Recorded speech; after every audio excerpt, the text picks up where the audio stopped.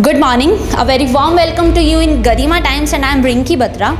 As you all are well aware of the fact that recently CBSE and HBSE had declared its 10th and 12th results, and in this coronavirus pandemic it is impossible to reopen schools in the session of 2020, or you can say that there are no chances to school to reopen, also which led a big impact on education. To talk about this education curriculum, we have with us a very respected dignitary of SRS School. Let me give you a short idea about this school. SRS School is the most prestigious and well sought for co-educational institution starting in 1980 with a set of 50 students, now reaching to 2500 students with 3 branches, 2 located in the heart of the city, 1 at the outskirts of Rohtak. Also, SRS School is the most top rated schools in Haryana.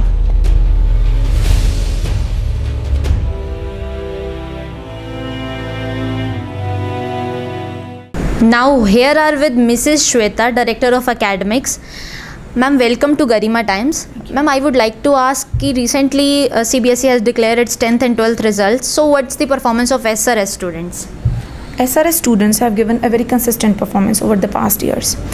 In class 12th, in this year, 170 students have appeared, out of which Ritik stood first with 96.8% marks.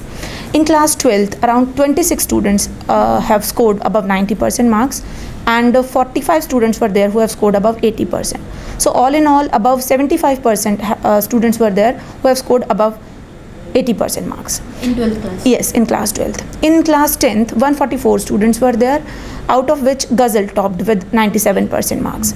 And in class 10th, 16 students are there who have scored above 90% marks, and 45 students are there who have scored above 80% marks. I congratulate all the parents, teachers and students for their hard work and reaching this endeavor.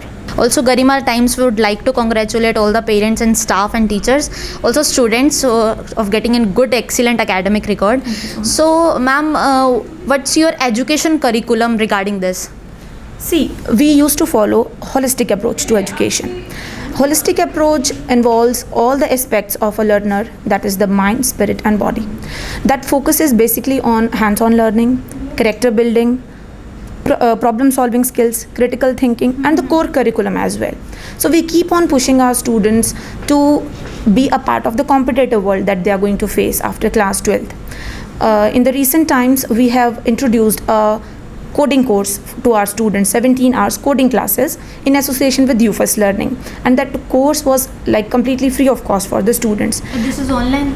Yes, this is also online course that we have, and that is meant for all the students starting from class 1 to 12. As education is rapidly changing, like you can't say that whatever they are studying right now, that will be useful for them after 10 or 12 years when they'll be passing out.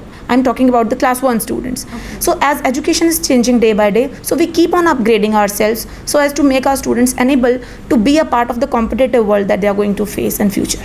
As you are quite aware that in this coronavirus pandemic it is difficult, or you can say no chances to reopen school in session 2020, and on the other hand taking online classes is quite a tough one. So how do you manage between both, or what fundamental problems do you suffer in respect of parents and teachers and students? See, the major problem was of the screen time exposure, because like the regular classroom teaching that we have been doing in so many years, that is completely impossible because of this social distancing factor. So every school need to switch to the online teaching platform, because we can't stop teaching the students even if due to this pandemic we can't stop teaching. So the alternative to it was, the only available alternative was online teaching. So the main issue related to online teaching was the screen time. That is the major problem which I feel meant for the teachers as well as for the students. As you must have heard about the recent judgment given by our Supreme Court and High Court also to reduce the screen time for the students. So that was the major problem, and keeping this problem in mind, we have given 2 options to our students. The first one is the live classes, wherein the teachers, they teach in real time, and the another one are the recorded lectures that are given to the students on the school YouTube page. So we have that YouTube page. The teachers, they do use to record lectures and send it on that YouTube page, and live lectures are also there. So like the students in their comfort zone, they can understand through those recorded lectures, and in case whatever issues, whatever problems they have, that those problems they can discuss in the live classes on the very next day, and through the platform of Google Meet we are giving those live lectures. So both of the options are given to the students. So did parents support you in this, or any problem from their side also? Yes, actually the network problem sometime arises, and that is why we are providing both of the options. In case if the student they were not able to attend the live class, so they have those recorded lectures, they can study in the later timings as per their convenience, and sort out their problems in the very next day in the live classes. We are getting support from the parents, and that is too much necessary as well, and I'm really very thankful to the parents for cooperating, because without their support it would not have been possible to teach online these days. Thank you, ma'am, for your valuable words. Now we are with Mrs. Sunita Sharma, ma'am, Vice Principal of SRS School. Ma'am, we welcome you in Garima Times. Ma'am, as Sunita ma'am also said that online teaching classes are there in this coronavirus pandemic, which led a certain impact on students as well. So what changes in your teaching standards led in this coronavirus pandemic? Well, basically school closures have impacted the education a lot. So during this time, it was really very important for us to have a continued access to education for the students. And for that, the biggest challenge in front of us was the digital divide, to bridge in the digital divide. That is we have to integrate the technology. We have to use the technology to reach to the students so that our teachers can teach the students staying at home through that online platform. In the digital divide, I must say there were many challenges which we faced. First, there's a lack of a quiet place at the homes. So it's difficult for the students to wholeheartedly and with a peace of mind they can attend to the online class. Secondly, there was a lack of support system as well. Why? Because many of the parents who are belonging to a poor background, so they don't have the internet access, they don't have the support systems with them to attend to the classes. And third, the biggest challenge in front of us was the technical skills which the teachers, some of our teachers, they have to integrate. So catering to all these problems, these were the challenges which were faced earlier at the starting. Now we have almost covered up for all these things. We have trained our teachers on the online platform how they can use the technology. So we provided the mock training sessions for the teachers so that they can train themselves in using this technology. We started using video conferencing platforms. We use these Google Meet platform for conducting our online classes. We adhered to a strict schedule, which is very important in the online classes. We had a support from the parental community as well, they can sit along with their kids and they can provide a quiet place at the home, and they can support them with the internet access and support systems which now they have provided already. So it's kind of we can say a blessing in disguise for us.